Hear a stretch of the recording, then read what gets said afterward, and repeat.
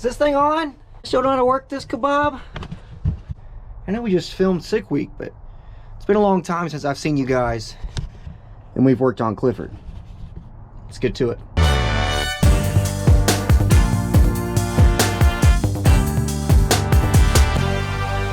So as I just got through saying, I know it's been a long time since we've been out here, but that's because there really hasn't been much going on. We were dewiring this thing and getting ready to rewire it the last time we left off with a Clifford update. We've been waiting on a motor, and it's thankfully it's finally making some progress. Those guys hit us up and said that they had the bottom end on the balancing machine. A couple of remaining gaskets and stuff were coming in, and it really shouldn't be that long to be seeing some oil pressure again. So thankfully that's good news, and that's got me motivated to get back out here and get to work.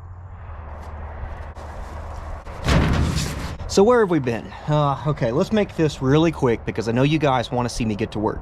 But real quick, I haven't posted any videos because I want all of the videos that I upload to be first good. Like, I want them to have some quality, some either like legitimate entertainment value that's not just shock humor. Like, I want them to be legitimately entertaining, legitimately valuable in terms of information, you know, or something that you can't get on another channel. And you know, I just haven't felt a video that satisfies me first. And if it's not going to satisfy me, then I'm not going to upload it. So I would rather maintain a level of quality versus just regurgitate quantity for you guys. And that's where we're at. But hey, like I said, we're back at it, finally getting a lot of our parts in, and we can get to work on this raggedy pile of junk that we call Clifford. So wiring, other than the obvious no engine in the front of the truck, wiring is our current biggest hurdle because I just have never been satisfied with it. I've never been happy with the way that it looked on the outside, and I've never really been satisfied with the way that I knew that it was just kind of bundled up underneath the carpet. It was neat and it was tidy and it was good. It just wasn't, it bothered me. No one would have ever seen it, and it just wasn't right. All right, so you just have to take my word for it. But thankfully, we've gotten some parts come in that are gonna help with that, including this really nice race wire solutions. We got this fuse relay box and stuff that we're going to be able to power a lot of our inputs and outputs that we talked about with the Holley Dash. The Holley Dash is going to open up a couple other options for us down the road that the 4 inputs and outputs from the ECU alone couldn't do, such thing as lockup, trans fan, oil, you know, lots of different things that we're going to get into as we go. So you'll have to stick with us for this video and as well as the other ones down the road in terms of this wiring. But one of the questions we left off with was, how am I going to mount all this stuff? Well, I can confidently say that I think I have figured out the way that I'm going to mount this. We talked about mounting it back here. Here, let me just show you guys. I know we talked about mounting it back here on this roll panel in this triangle area, and so I picked up these they're actually light bar mounts, but these 2 tabs and then a third one down here are going to serve as what we're mounting our panel to that we're going to make, which is hopefully behind this piece of cardboard. We're not going to actually use cardboard, but I'm hoping what I got's going to work. But yeah, anyway, so this is going to go there. I can't weld, otherwise the obvious fix would be just weld some little tabs here. When you can't weld, you got to use nuts and bolts. But let's take a look at this ABS plastic that I got here. Let's see if we think that this, because I really don't know. I just found this on Amazon, and I'm hoping that it's going to be a solution because it's like a 1/4 inch thick. It's nice and sturdy, but not crazy heavy. Not that I'm really concerned about weight, but if we don't have to add more than necessary, then that's cool too. But hopefully it looks all right. It's going to be behind the seat, so it's not going to be out in plain sight, but I don't want it looking terrible either, you know what I mean? But hey, look at that. It's got a plastic film on there, so, oh, the textured side. That's what we want. I think that's going to look really nice over here. Let's take a look. Ugh. Oh yeah, I think once we trim that down, that's going to look nice. Obviously, we'll just have the front side of this peeking through. I'm going to have some terminal strips for inputs and outputs and 5-volt grounds and everything else on here. 5-foot powers and 5-volt references and ground references. Didn't mean to make those sound like the same thing, but let's see if we can't start trimming this up. I think this cardboard is going to be a perfect template to see if fitment wise this is going to work the way that I think it is. Let's take a look.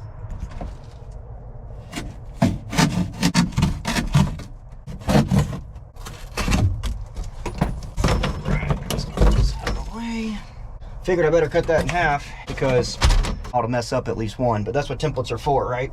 This has got to go in that area.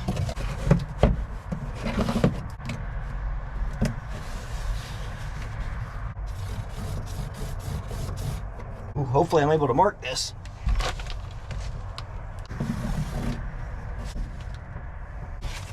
It's only a little bit, pretty kind of sort of crooked.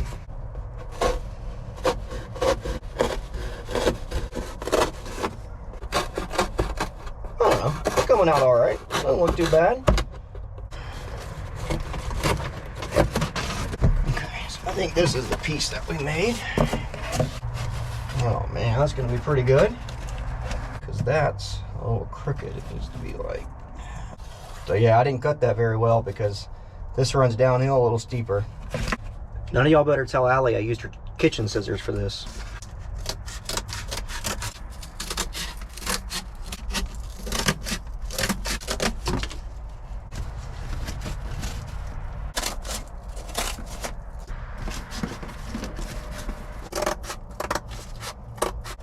Oh baby, that's looking good.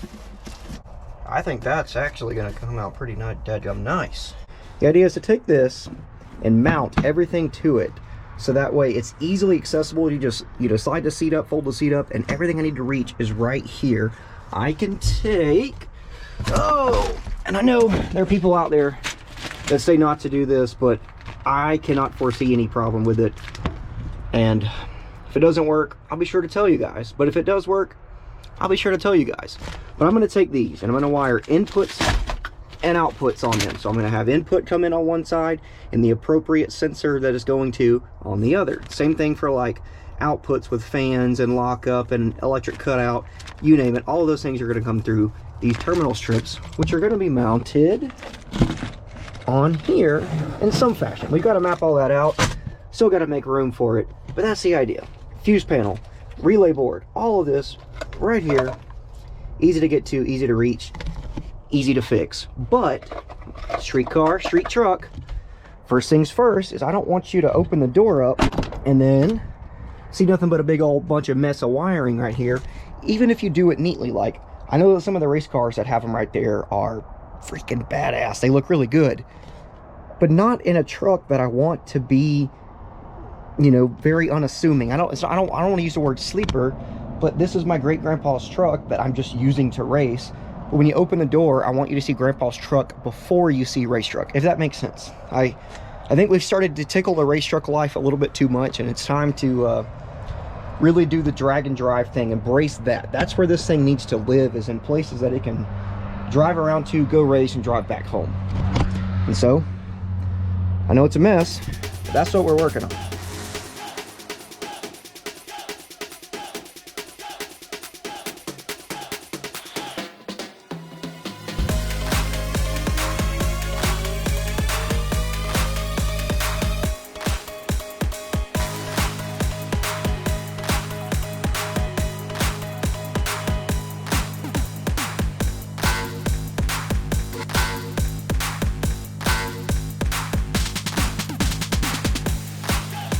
Okay, so step number one, looks like I've got this fuse box mounted. I was thinking I would mount it behind, so that way it's kind of like flush mounted. And I may keep it that way, I may not. That's still able to go on and off. I just don't know.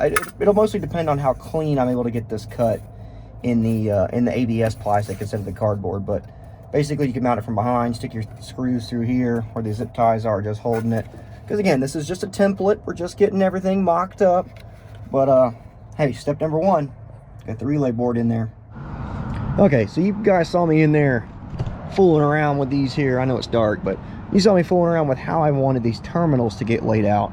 And I couldn't really decide because a majority of them are going to be inputs and outputs. Some of them are going to be power and ground. Some of them are going to be this, that, and the other.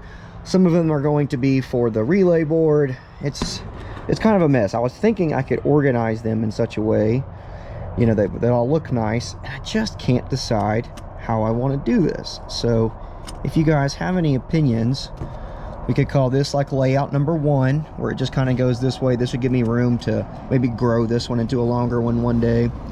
I kind of like it if I split it halfway, so that'd be like setup number 2, you know, looking like that. And then I thought maybe all of them vertical, like having 2 like this, and 2 more down here, something like that would work. I thought maybe all 4 of them diagonal like that. That kind of looks nice, but then it leaves a bunch of unused area here that I'm not sure what I'm going to use it for. So I don't know. I'm just thinking. I don't quite know if there's enough room to stagger them down here or not, with the way that it's going to bolt to the panel through that bolt hole there, and then the way the cage runs. But I don't know. I'm playing around with this, and I think that's what I'm going to do the rest of the night, is just keep tinkering around this, get an idea, and you guys are just going to have to stay tuned for the next video, where we will have all of this laid out wherever we decide to put it, and then just like that. Just stick it out there, stick it out like there. That's how it's going to go. And then we'll cut the real deal panel and get it slapped in there. But for now, I'm digging Z71. Don't tell Allie I stole her kitchen scissors. Keep digging. We'll see you next time.